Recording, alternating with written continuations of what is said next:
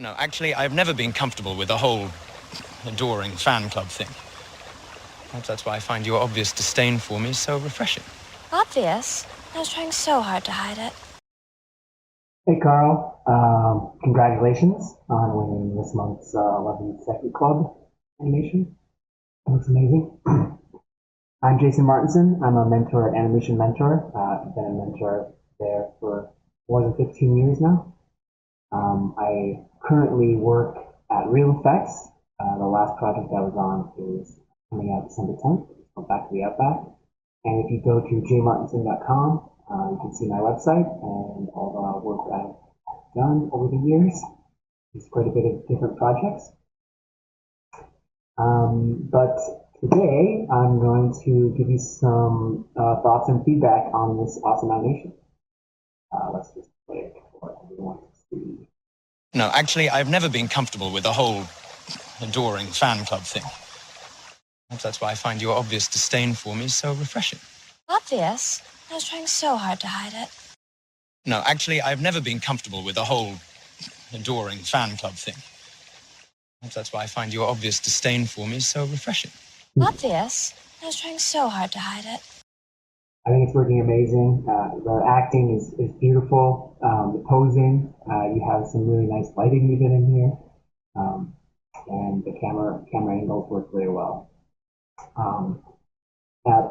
Just some overall thoughts on your posing. You have really nice lines of action. You know, like you push the poses a lot. I can tell it's like animated. It's not just copied from video reference. No, actually, I've never.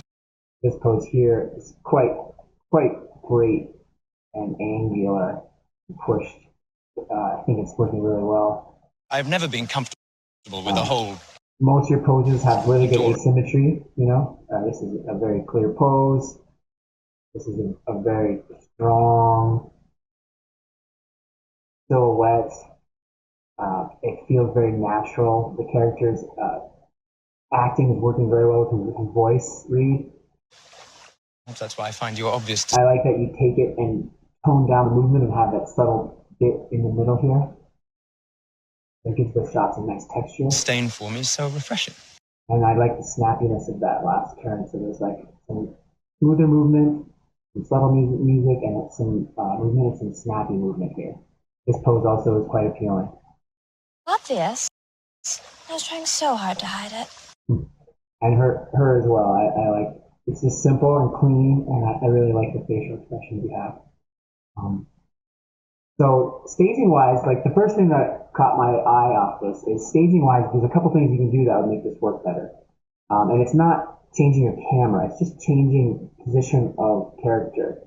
And I don't even think you need to necessarily adjust him in any way. So if you notice on this first shot, it starts out with her sword quite close to him, and he retracts, right? He's on the defensive here. He's trying to explain himself. No, actually, I've never been comfortable. And now there's a lot of distance between him and the sword, right? And the sword just kind of is chilling there. With the whole adoring fan club thing. That's why I find your obvious disdain for me so refreshing. Now, when you cut to this shot, the camera angle gives the illusion that she's a lot closer to him. I'm not sure exactly the distance here, but it feels quite a bit closer than here.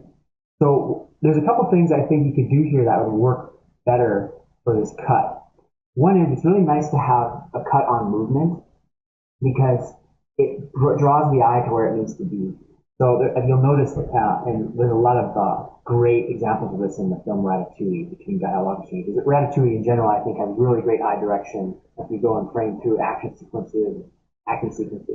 So if you have two characters on different, thirds of the screen, and it's like an over-the-shoulder shot, so let's say this is the back of someone's head and this is the front versus talking, before it reverses to this, right, the over-the-shoulder the other way of the camera, usually a lot of times what happens in that film is this character will start to move, like the back of them, forward, back, something will happen, and when it cuts, your eye is over here on this third of the screen, so when it cuts, and now it's this angle, and this character's talking, which is previously this character's, back of his head, it's the same character is going to be talking there at the same one. Your eye's there. So it's really nice. It's a really nice way to like lead the action, cutting on action. I think you could do that here, and it would do two things. One, it would draw your eye to her, right, where you want to be, and or even on her sword potentially. And the other thing is it would create the cut to be a little less jarring cinematically. So what I would try is finding a moment somewhere between. I find your obvious disdain for me so refreshing. What? That's why I find your obvious disdain for me so. 187 is probably where you'd want to start it, because before then he would react earlier. Refreshing. And here, he's already reacting to the fact that he's in trouble. So you want to have it definitely moving at the latest by probably 196. So you have like a region to start moving. And basically all I would do is have the sword move forward a bit. Maybe to here. You could do just a little like down and up and not stop moving in this shot. Be moving linearly at the end of the shot. But if it gets somewhere here, right, so you have the sword come up here, and maybe you see some of her hand. Then as you cut, okay, get somewhere here.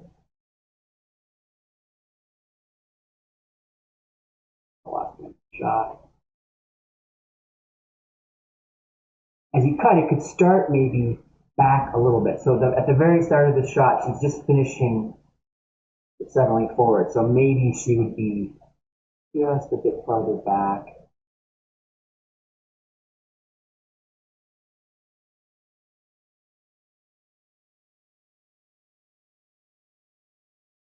Right.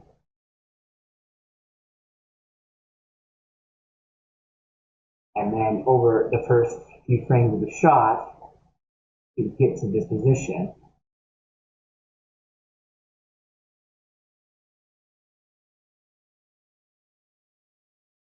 And it would really continue, if this is where your eye is kind of moving at the end of the shot, you're going to be looking more in her range. She finishes that sword thrust, it causes the reaction.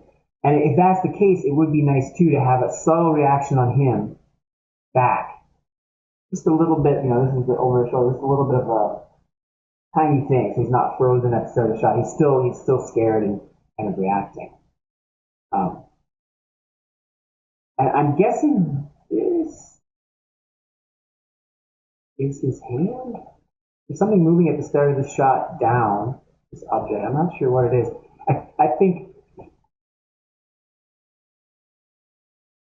I think that this might be his hand as well. I think you might, if you're going to have his hands in the shot, you'd want to bring them up more from where they are here, but you might be better off just clearing them out, right? You could even take the camera and tap it up a little if you wanted to as well. But I do like the idea that you keep her framing where she is. I don't really want her to be too much lower in the frame because you want her to feel kind of like threatening. So those are some suggestions, obviously take them or leave them, that might help the shot just read a little bit better. And that's not so much animation related, it's more compositionally storytelling related. But yeah, I think otherwise, there's just a few little animation things that I can point out here that you might want to try. No, actually, I've never been. So one is on the blinks. Usually when you blink, you try not to have the white zombie eye syndrome. So like I would just have the pupils. Oops, that's the wrong color. Black. I would just have the eyes just coming down a little bit with this blank. So you just see a sliver of it there maybe. Then it'd be gone, right? So the eyes, the pupils and irises would track down a little bit with the blink. Here, when the eyes open, it's working, because it kind of opens looking up. And I think the other blinks he has are fine. Yeah. He's kind of like at the bottom of the eye. Yeah. At the very end here, I might rotate his head, at least for the last 6 to 8 frames, a little bit more towards the blade, so his pupils are centered. Because usually when you look at someone from a little bit of the side, it's less intense. If you're like really focused on someone and like totally engaged, and in this case, sword tip, I think you would be looking quite at it. Unless he's very afraid, which means he'd be trying to avoid it and looking at it at the corner of his eyes. And right now you're just sort of off. And I think it might be more appealing if you just rotated his head a bit towards it, and that way you could center his eyes up. Now I'm going to draw them center, but obviously it'll look wrong.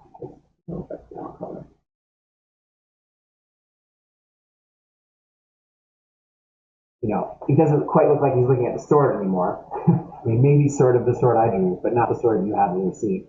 But that look there, or even slightly more cross-eyed because the sword is getting closer, I think would be a slightly more appealing way to end the shot. But otherwise, I think his eye acting... No, actually, I've never been comfortable with the whole... is really great. I love this little asymmetrical like shift you have here with the little flare and eye direction searching. Adoring fan club thing. The little blink there is really nice. Adoring fan club thing. That's why I find you obvious. Here, you know, you're hiding enough of that back eye that you don't see it, so it's not distracting, because you even want to go for it and show it and sheet him more towards camera or keep it away, which you have done. I think it works quite well. This disdain for me is so refreshing. Yeah, so otherwise, I think his eyes are great. Lip sync wise, it feels really actually, good. I've never... The shapes are nice and asymmetrical. Never been comfortable with the whole... There's a couple spots that I'm not feeling the phoneme hit. Comfortable. Comfortable. Being comfortable. The F, the comfortable. Being comfortable with... Being comfortable with... It looks like he's going colo right there. Being comfortable with... Right?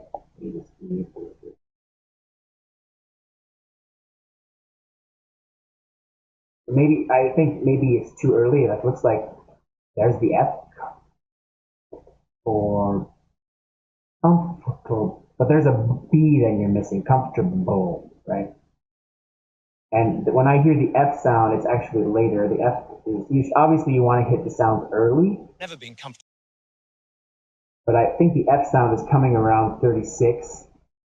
So if you're going to have the F, you probably want it around 34, 35, a couple frames earlier. And I think you're hitting the F around 31. So it's really early. Comfortable with the whole. The whole feels pretty good. With the whole. It would be nice if you could see more of that tongue. The lighting is making it hard to read. I'm not sure if that's possible. Adoring fan club. Here Adoring fan. That lip sync is reading quite well to me. Adoring fan club thing. Adoring.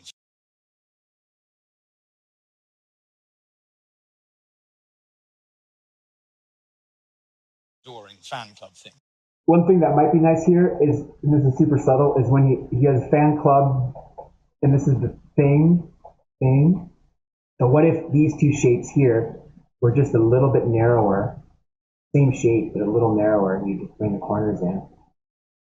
Right? Maybe it's widening a bit. And then you can open this and you get fan club right? Tan. I think it'll help that sync read a little bit more crisp. That's why I find your obvious disdain for me so refreshing. And then this whole bit, I love it. The acting, the sync feels good. That's why I find your obvious disdain for me, your obvious disdain for me so refreshing. Disdain.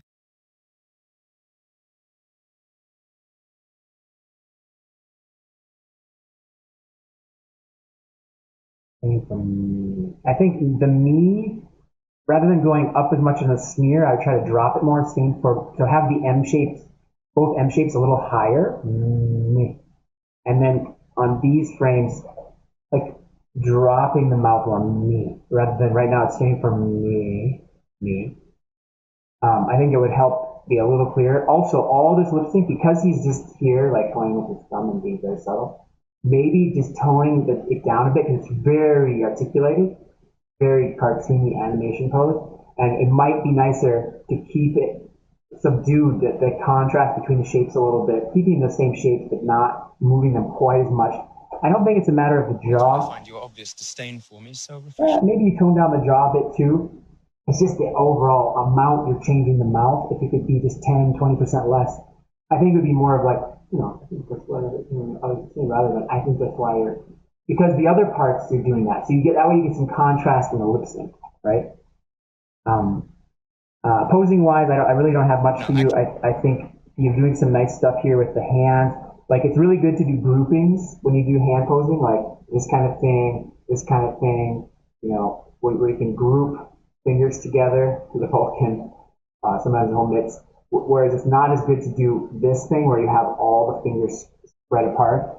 So, like, you might want to maybe pick, you know, moments and just connect these three, like there's a mitt and a finger here and there. But overall, I think that it's working pretty good. Like, maybe I would bring this pinky in a little bit here. And through all this stuff, you know, maybe you bring this pinky in. So, like, here it's all working as one shape. And here you're getting these individual silhouettes, which make it a little dirtier. But you kind of want these for this pose. So maybe you, in this case, you would do the Vulcan and you group these two together. And these two, well, that wouldn't be the Vulcan. These two would be displayed. Here, this one's working really well.